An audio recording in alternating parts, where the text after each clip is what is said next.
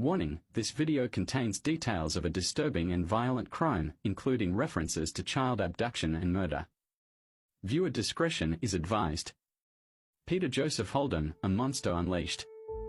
Peter Joseph Holdom stands as one of New Zealand's most notorious and chilling criminals, his name forever synonymous with the brutal murder of 6-year-old Louisa Damodran in 1986.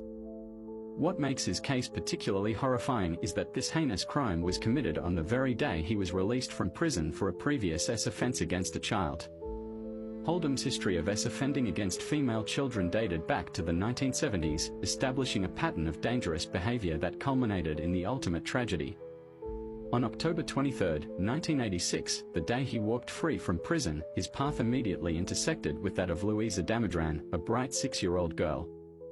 Louisa was making her way home from school in Bromley, Christchurch, just a short distance from her house, when Holdom abducted her. He drove her to a secluded area near the Waimakariri River, north of Christchurch, where he subjected her to an unspeakable act of violence. There, Peter Joseph Holdom throttled Louisa before drowning her in the river. Her innocent life was extinguished just days before her 7th birthday. Her body was discovered downstream approximately 3 weeks later, confirming the community's worst fears. Holdom was swiftly apprehended and, on July 13, 1987, he was sentenced to life imprisonment for Louisa Damodran's murder.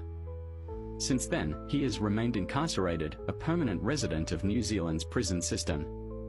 Despite becoming eligible for parole in October 1996, Holdom has consistently been denied release by the parole board. Assessments have repeatedly highlighted his ongoing high risk of reoffending and a medium to high risk of violent reoffending. Parole board decisions over the decades have noted his entrenched personality disorder, low intelligence, and a concerning lack of genuine insight and empathy for his victims. Reports frequently cite his minimal engagement with rehabilitative programs and, at times, his outright refusal to attend his own parole hearings, reinforcing the board's conclusion that he continues to pose an undue risk to the community. As of recent assessments, Peter Joseph Holdom remains imprisoned, symbolizing one of New Zealand's most enduring cautionary tales of a dangerous individual perpetually confined for the protection of society.